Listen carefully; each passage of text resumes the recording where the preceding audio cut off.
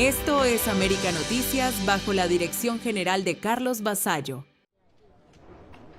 Los devastadores terremotos que golpearon Venezuela hace 10 días dejaron ya casi 3.000 muertos, según el último balance oficial difundido el sábado. En La Guaira, epicentro del desastre, hay cada vez menos socorristas extranjeros en labores de búsqueda. Las brigadas que llegaron de Estados Unidos, Chile y otros países comienzan a preparar su partida, mientras maquinaria pesada termina de derribar estructuras ya colapsadas por los temblores y remueve losas de edificios ante la mirada de sus antiguos habitantes. Yo creo que es evidente cómo nos sentimos todos. Yo creo que es una tragedia colectiva y pues nada, más que agradecida con Dios, nada, porque tenemos la vida, es importante, pero allá hay esfuerzo, es tu templo, tu hogar, es todo. El gobierno contabiliza más de 16.500 personas heridas en el doble sismo y más de 16.000 que quedaron sin vivienda, según el último reporte. La ventana para hallar sobrevivientes en este tipo de eventos cierra a las 72 horas o 3 días. Pero en Macuto, una localidad costera de La Guaira, este exbeisbolista venezolano no pierde la esperanza. Hace días que busca entre una enorme montaña de escombros a su esposa y su hija, atrapadas en los restos de un hotel. Prácticamente toda la maquinaria que pueden observar fueron traídas por mí mismo. Tuve que hacer los llamados a Puerto La Cruz, que yo soy de Puerto La Cruz. Traje todo de Puerto La Cruz, lo moví, hice la movilización hasta aquí, confiando en Dios hasta el último momento, ya hasta que yo no las tenga en mis manos, sigo creyendo que están vivas. En la tarde del viernes se encontraron con vida a Mila, la perra de 3 meses de la familia. Eso le dio más esperanzas.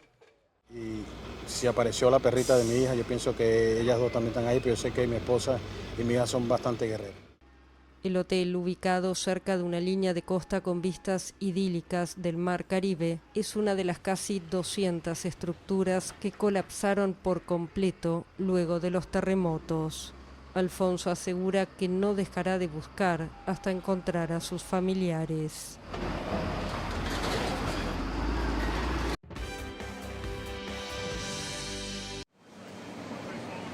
El vicepresidente estadounidense J.D. Vance arremetió el sábado contra quienes critican las imperfecciones de Estados Unidos en un largo discurso pronunciado en Nueva York con motivo de la fiesta nacional del 4 de julio.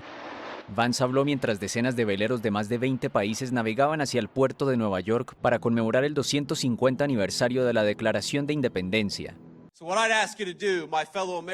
Así que lo que les pediría que hagan, compatriotas estadounidenses, en nuestro 250 cumpleaños es que rechacen la visión bidimensional de sus conciudadanos y rechacen la visión bidimensional de su país. Las celebraciones por los 250 años de Estados Unidos tienen lugar en un momento de profunda división política en el país y cuando el presidente Donald Trump está decidido a asumir un papel protagonista.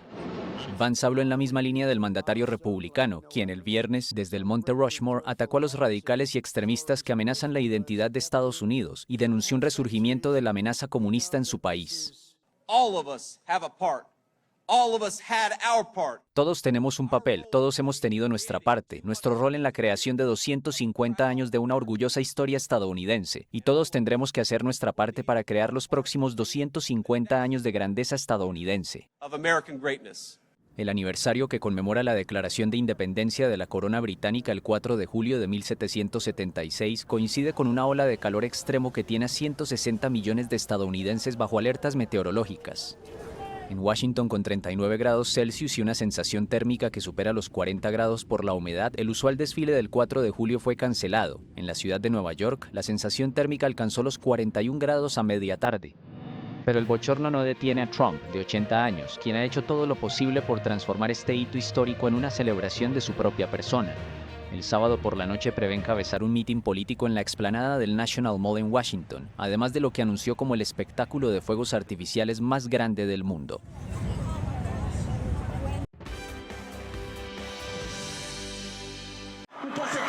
Orgullo en Cabo Verde. Cientos de aficionados se reunieron en la noche del viernes para seguir el partido ante Argentina por 16avos de final. Los fans gozaron, sufrieron y lamentaron la derrota, pero terminaron celebrando con el orgullo por su selección intacto. Este es el mejor partido que vi en mi vida. Perdimos, pero para mí ganamos. Jugamos de forma excelente, todos jugaron muy bien. Creo que fue el mejor partido hasta ahora, estuvimos brillantes, fue la primera vez que me emocioné, lloré cuando marcaron el segundo gol. Por lo tanto, merecíamos ganar este partido, pero bueno, llegamos lejos, va a ser el primero de muchos, estamos con ustedes siempre. E Cabo Verde, primeira vez, esse é só o primeiro de muitos, ok? Nós vamos outros sempre. Lo único que puedo decir después del partido de hoy con Argentina, que es una de las favoritas para el Mundial de 2026, es orgullo, mucho orgullo de Cabo Verde, por lo que hicimos, por todo lo que pasamos hasta llegar aquí y hacer historia. El pequeño archipiélago africano ya había dado la sorpresa al alcanzar la fase de eliminación directa en su primer mundial tras empatar con España, Uruguay y Arabia Saudita y terminar segundo de su grupo por detrás de La Roja.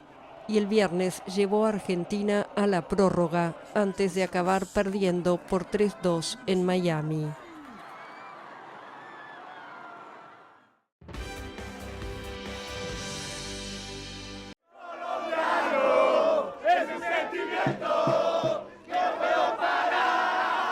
Euforia cafetera. Los colombianos explotaron de alegría en la noche del viernes en Kansas City, donde su selección derrotó a la de Ghana por 1-0 y accedió así a los octavos de final del Mundial 2026. Un sueño, la verdad, venimos desde New Jersey, manejamos como 22 horas para ver ese partido y el resultado fue lo que queríamos, lo que buscábamos. Nos hubiera gustado un gol más, pero quedó perfecto. A ganarlo, si jugamos contra cualquier equipo vamos a ganarlo. La final, vamos a la final, duro, vamos a quedar campeones. Messi, Vamos Mbappé, Dembélé, el que se pare, vamos a romperlo. No paramos. Estamos listos. En Bogotá también se festejó a lo grande.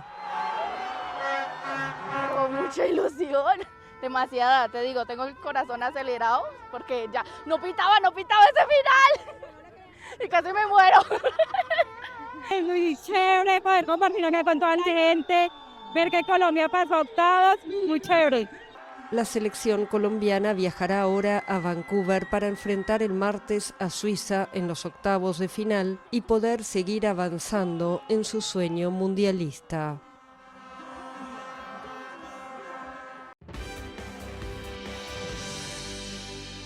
¡Mi mamá, huevón! ¡Mi mamá! Y bueno, cuando bajamos el escenario era de película de terror. Un ruido, por favor, silencio. Tranquilo, mamá. Descenso. Excelente. Ok, detenemos. Y solo rompan arriba, vamos. Por favor, señor.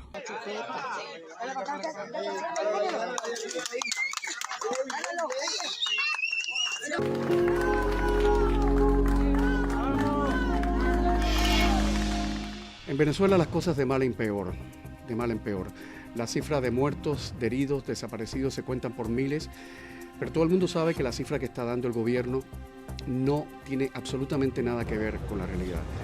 Lo que hay debajo de los escombros, solo Dante Alighieri lo podría saber, es el infierno. Cada edificio que se ha caído en La Guaira es un círculo del infierno y ese olor a muerte preside todo en La Guaira. Pero para mí, en lo personal, si me permiten una opinión personal, lo peor es la ineficacia del régimen. La falta de gestión, la falta de input del régimen. Lo que está pasando en Venezuela es la demostración fehaciente, contundente, del fracaso del socialismo del siglo XXI como experimento político. En las últimas horas los rescatistas internacionales se quejaban de que la maquinaria pesada no podía descombrar como Dios manda porque no tiene gasolina suficiente y está escaseando la gasolina en Caracas y La Guaira, en el país que tiene las mayores reservas de petróleo del mundo. Y hay apagones además, no ahora con los terremotos, hay apagones. Los hospitales prácticamente están colapsados. La gente le está llevando a los médicos agua potable, comida, insumos de primera necesidad. En algunos sitios solo están funcionando las clínicas privadas. Como siempre, la empresa privada va adelante ante la desidia del gobierno y el Estado chavista. Ese es el peor terremoto que padece Venezuela. Ese, el movimiento telúrico de la política chavista. Mientras tanto, la brújula de la información se mueve a Cuba, entre Cuba y Washington. Los últimos días ha seguido el diálogo de sordos. Por aquí dicen una cosa, por allá dicen otra. El canciller Bruno Rodríguez decía en las últimas horas que en Cuba no hay crisis humanitaria. El presidente Trump dijo, sin que nadie le preguntara y no le explicó, Cuba se está acercando cada vez más a la órbita de Estados Unidos. Pero todo el mundo sabe, hasta el más lerdo, que eso que llamaron en su día diálogo bilateral o conversaciones bilaterales o conversación con el cangrejo o qué sé yo qué, de eso no queda nada. Que sepamos, no queda nada. Y a todo esto puede saltar uno en plan sarcástico y preguntar, oye, ¿por fin terminó la guerra de Irán? ¿En qué terminó aquello? ¿Quién ganó esa guerra?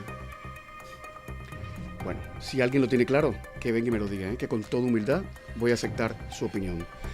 Ahora, más noticias, más informaciones y titulares.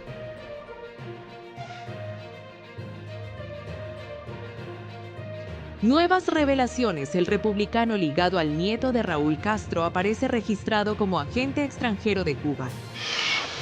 La Habana pasa a la ofensiva. El sobrino nieto de los Castro y un exespía arremeten contra Estados Unidos y desafían a Marco Rubio. Cuba se hunde en la oscuridad. Apagones, enfermedades y escasez agravan la peor crisis que vive la isla en décadas. Trump redobla el pulso con China. El Canal de Panamá se convierte en una nueva prioridad estratégica para Washington. Además, Miguel Cosío analiza junto a Rolando Cartaya el aumento de las protestas en Cuba y cómo los apagones y la crisis están empujando al país hacia un mayor descontento social. Félix Guillermo analiza junto a Simón Cruz cómo la inflación y los altos precios están cambiando los hábitos de consumo en Estados Unidos. Camilo Egaña conversa con Rommel Beitia desde Venezuela sobre la recuperación tras el terremoto, las carencias en las zonas afectadas y los desafíos que enfrenta el gobierno. Información confiable y al momento, aquí en América Noticias.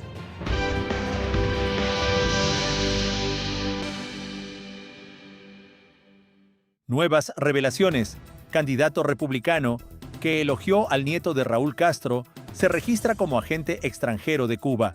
Habló sobre su visión de futuro para Cuba y sobre la apertura del país a los negocios y la inversión. Entiende que la prosperidad solo puede alcanzarse de una manera y que Cuba necesita modernizar la forma en que hace negocio. Siguen apareciendo detalles sobre el caso que ha sacudido la política estadounidense. Apenas días después de que salieran a la luz las reuniones de Vic Mellor, candidato republicano al Congreso por Rhode Island, con Raúl Guillermo Rodríguez Castro, conocido como El Cangrejo y nieto de Raúl Castro, ahora se conoce un nuevo giro. Mellor se registró oficialmente ante el Departamento de Justicia de Estados Unidos como agente extranjero vinculado al gobierno cubano bajo la Ley de Registro de Agentes Extranjeros, conocida como FARA. Como informó América Noticias en días pasados, Mellor viajó en varias ocasiones a La Habana y sostuvo reuniones privadas con el nieto de Raúl Castro. Incluso llegó a elogiarlo públicamente, asegurando que su visión para el futuro de Cuba era muy prometedora y afirmando que estaba dispuesto a dialogar con el presidente Donald Trump. Le agrada Trump, está completamente abierto a las conversaciones que mantienen y considera que el presidente marque el rumbo de ese proceso. Los documentos entregados al Departamento de Justicia indican que el candidato declaró mantener contactos con varias instituciones del régimen cubano, entre ellas el Ministerio de Relaciones Exteriores, funcionarios relacionados con visas, la Oficina de Asuntos Americanos, el Ministerio del Interior y la Dirección de Seguridad Personal. Pero el nombre que aparece como su principal interlocutor es precisamente Raúl Guillermo Rodríguez Castro. Según los propios documentos, Mellor ofrecía asesoría en comunicación digital, ideas para redes sociales, estrategias de contenido, desarrollo de sitios web y materiales para mejorar la comunicación entre Cuba y Estados Unidos. Aunque aseguró que no existía un contrato formal y no ha confirmado si recibe algún tipo de remuneración, el registro ha provocado fuertes cuestionamientos por el momento político en que ocurre. Todo esto sucede mientras la administración Trump mantiene su política de máxima presión sobre el régimen cubano y pocas semanas después de que el Departamento de Justicia presentara cargos contra Raúl Castro por el derribo de las avionetas de Hermanos al Rescate. Además, el Departamento de Estado fue categórico al aclarar que Mellor no representa al gobierno de Estados Unidos ni participa en ninguna gestión oficial. Un caso que promete seguir generando controversia en plena campaña electoral, informó Camilo Lavastilla para América Noticias.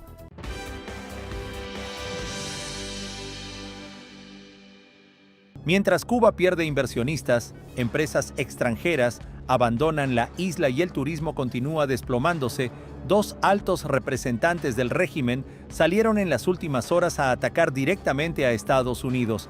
El primero fue Óscar Pérez Oliva Fraga, viceprimer ministro, ministro de Comercio Exterior y sobrino nieto de Fidel y Raúl Castro, quien acusó a Washington de intentar imponerle a Cuba una dependencia económica forzosa. El impacto de toda esta situación de bloqueo, de más de 65 años de bloqueo, pero sobre todo en este último periodo que usted mencionaba, la situación tan compleja que tenemos en el sector energético, que golpea diariamente a toda la población cubana sin excepción. Durante una reunión empresarial celebrada en el Hotel Nacional de La Habana, el funcionario aseguró que las sanciones estadounidenses están provocando que navieras y aerolíneas internacionales eviten operar en Cuba por temor a represalias. También se quejó de que la isla no puede exportar libremente a Estados Unidos productos como ron, tabaco, níquel y medicamentos, ni recibir turistas estadounidenses sin restricciones. Pero en medio de sus críticas, el propio ministro terminó reconociendo una realidad que el régimen rara vez admite públicamente. Y mientras Pérez Oliva responsabilizaba a Washington por la crisis económica, otro hombre de la vieja guardia del régimen también elevó el tono. Fernando González, exintegrante de la Red Avispa y actual presidente del Instituto Cubano de Amistad con los Pueblos, desafió públicamente al secretario de Estado Marco Rubio después de las sanciones impuestas por Estados Unidos contra esa organización, señalada por la administración Trump como una plataforma utilizada por La Habana para promover operaciones de influencia política en el exterior. Todo ocurre cuando la Casa Blanca mantiene su estrategia de máxima presión sobre el régimen, mientras Cuba enfrenta una crisis marcada por apagones, escasez de combustible, falta de divisas, el retiro de compañías extranjeras y una economía que sigue perdiendo capacidad para atraer inversión. Mientras el régimen culpa a Estados Unidos de todos sus problemas y responde con nuevos ataques políticos, las cifras cuentan otra historia. Menos empresas, menos inversión, menos turismo y una economía que continúa deteriorándose sin que La Habana presente un plan capaz de revertir la crisis, informó Camilo Lavastilla para América Noticias.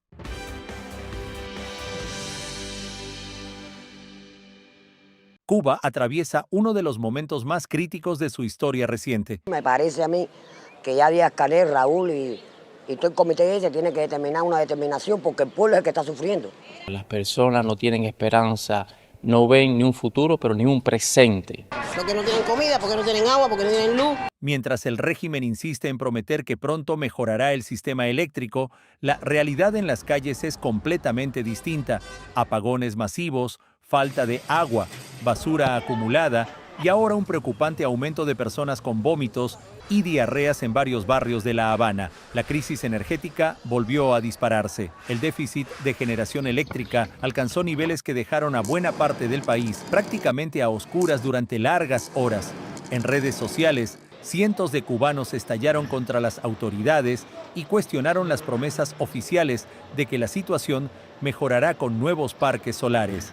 Muchos se preguntan cuánto tiempo más tendrán que sobrevivir entre apagones, calor extremo y escasez. Pero el drama ya no se limita a la falta de electricidad. La combinación de cortes de agua, deficiencias sanitarias y altas temperaturas ha comenzado a pasar factura.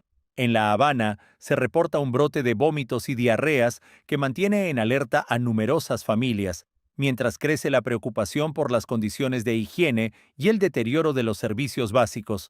Para millones de cubanos, cocinar, conservar alimentos, conseguir agua potable o simplemente dormir se ha convertido en una lucha diaria. Cada apagón agrava la escasez de alimentos, paraliza hospitales, dificulta el transporte y aumenta el malestar de una población que denuncia sentirse completamente abandonada.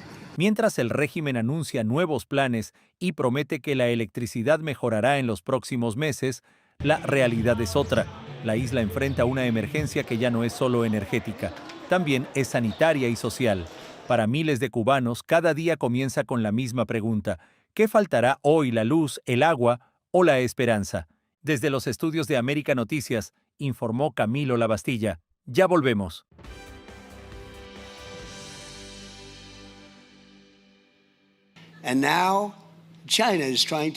Y ahora China está intentando apoderarse del Canal de Panamá, y no vamos a permitirlo. ¿De acuerdo?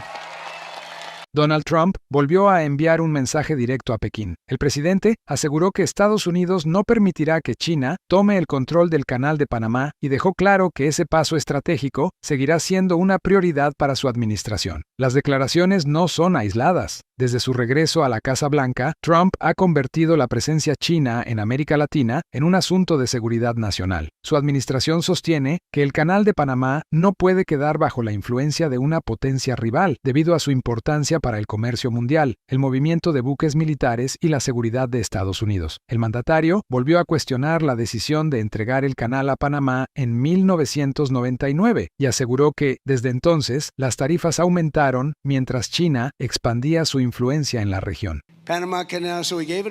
El Canal de Panamá. Lo regalamos en cuanto lo hicieron. ¿Saben lo que hicieron? Subieron los precios de los barcos 4 veces y no perdieron ni uno solo. Y luego los subieron 2 veces más. Y tampoco perdieron ni uno solo. Lo único que hicieron fue ganar muchísimo dinero durante años y años. ¡Qué estupidez! Y ahora China está intentando apoderarse del Canal de Panamá, y no vamos a permitirlo. ¿De acuerdo?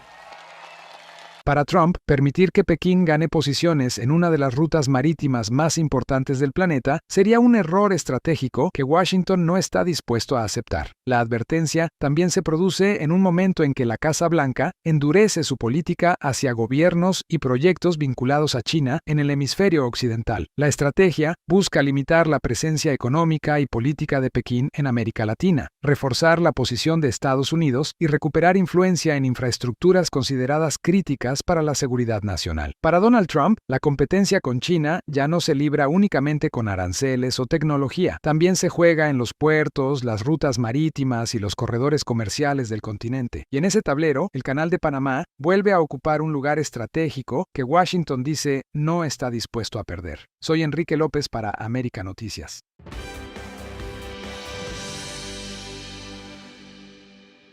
La crisis cubana acaba de sumar otra señal de alarma. Las principales cadenas hoteleras españolas ya dan prácticamente por perdido el dinero que mantienen atrapado en la banca estatal cubana.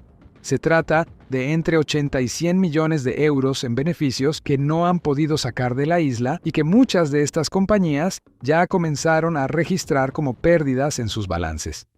El problema va mucho más allá del turismo. La falta de liquidez del régimen ha convertido a Cuba en un mercado donde las empresas cobran cada vez menos, recuperan menos inversiones y enfrentan crecientes dificultades para mover su propio dinero. Y la factura sigue creciendo. A esa cifra se suman alrededor de 500 millones de euros que el Estado cubano adeuda a cientos de pequeñas y medianas empresas españolas que suministraron alimentos, medicamentos, equipos médicos y otros productos. Muchas abandonaron la isla isla después de años esperando pagos que nunca llegaron. El golpe también está cambiando el mapa empresarial. Gigantes como Meliá e Iberostar ya comenzaron a reducir su exposición a negocios vinculados al conglomerado militar Gaesa, buscando protegerse del endurecimiento de las sanciones de Estados Unidos y de un entorno que consideran cada vez más riesgoso para operar. Nosotros hemos ofrecido nuestra mano a ayudar, nosotros estamos dispuestos a dialogar, a cooperar y a que se nos tenga en cuenta.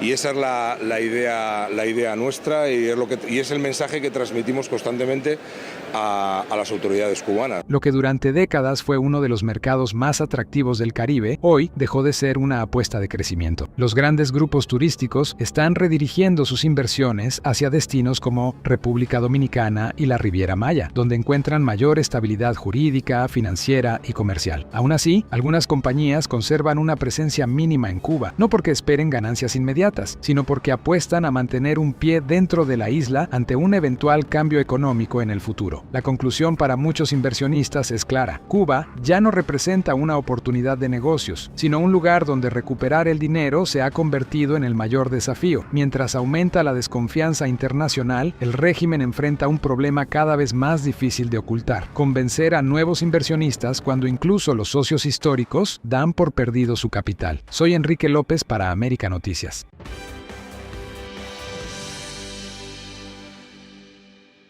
La Habana asegura que está preparada para una posible intervención militar de Washington, confiando en que su estrategia de involucrar a toda la población compense su inferioridad tecnológica y armamentística. Las alarmas sonaron en el Palacio de la Revolución de La Habana el 3 de enero, al conocerse la noticia de que unidades especiales de Estados Unidos habían capturado a Nicolás Maduro en Caracas. Un total de 32 cubanos murieron en la operación militar. Poco después, las autoridades de la isla comenzaron a revisar semanalmente los preparativos de defensa en distintos puntos del país, tanto con los militares profesionales como entre la población general. El gobierno cubano desempolvó entonces el manual, diseñado en los años 80, con el concepto de guerra de todo el pueblo, una estrategia de desgaste a la vietnamita que no busca repeler una posible invasión, sino hacer humana y materialmente insostenible una ocupación estadounidense.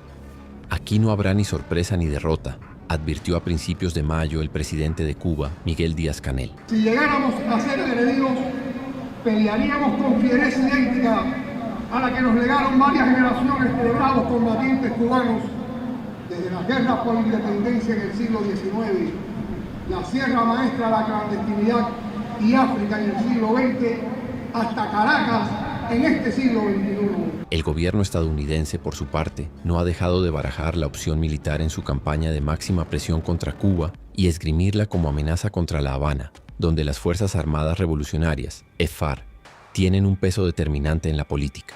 El secretario de Guerra de Estados Unidos, Pete Hegseth, viajó recientemente a la base militar de Guantánamo, en el extremo oriental de Cuba, y desde allí advirtió al gobierno cubano para que no invite al tipo de confrontación que no solo no quieren, sino que no podrían soportar.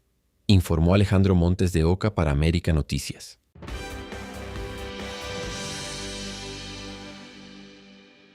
Decenas de pasajeros con destino a Cuba vivieron momentos de incertidumbre en los aeropuertos de Madrid y Tenerife después de que Air Europa aplicara, sin previo aviso, una nueva restricción al equipaje en los vuelos hacia La Habana. La medida dejó a varios viajeros sin poder embarcar con todas sus maletas y obligó a muchos a reorganizar su equipaje en plena terminal. La aerolínea limitó a una sola maleta adicional por pasajero y justificó la decisión por problemas de capacidad operativa en los vuelos hacia la capital cubana. Sin embargo, la falta de información previa provocó malestar entre los afectados, que denunciaron haber conocido el cambio cuando ya estaban en el aeropuerto. Pero este problema va mucho más allá de una maleta. La decisión refleja las crecientes dificultades que enfrentan las aerolíneas para operar hacia Cuba. La crisis de combustible en la isla, la reducción de vuelos internacionales y la caída del turismo están obligando a las compañías a ajustar operaciones, limitar servicios y buscar cómo reducir peso y costos en cada viaje. El impacto ya es visible dentro de Cuba. Hoteles semivacíos, bares sin clientes, restaurantes con pocas mesas ocupadas y miles de trabajadores del sector turístico viendo desaparecer su principal fuente de ingresos. La llegada de visitantes internacionales continúa desplomándose y el turismo durante años, una de las principales fuentes de divisas del régimen, atraviesa uno de sus peores momentos en décadas. Mientras tanto, las sanciones de Estados Unidos, la escasez de combustible, la reducción de conexiones aéreas y la pérdida de confianza de los viajeros siguen golpeando a una industria que no logra recuperarse. Lo ocurrido en Madrid y Tenerife es una nueva señal de hasta dónde ha llegado la crisis. Ya no solo afecta a quienes viven en Cuba, ahora también comienza a complicar el viaje de quienes todavía intentan llegar a la isla, informó Camilo Lavastilla para América Noticias. Noticias en un minuto. Un reconocido actor venezolano ha sido arrestado en Doral y acusado de exhibicionismo. Franklin José Virgüez, de 72 años. Fue arrestado el miércoles por 2 cargos según los registros de la cárcel de Miami-Dade. Según su orden de arresto, una persona lo habría grabado en el momento en el cual se estaba autocomplaciendo dentro de su auto, en un espacio público frente a un parque infantil. Una persona que, según el registro público, vio lo que hacía el acusado capturó ese incidente en video y llamó a la policía de Doral. Posteriormente fue puesto bajo custodia e ingresado en la cárcel. A Virgüez se le impuso una fianza de $5,000. Es reconocido por su amplia trayectoria en la televisión hispana. Un informe de América Noticias.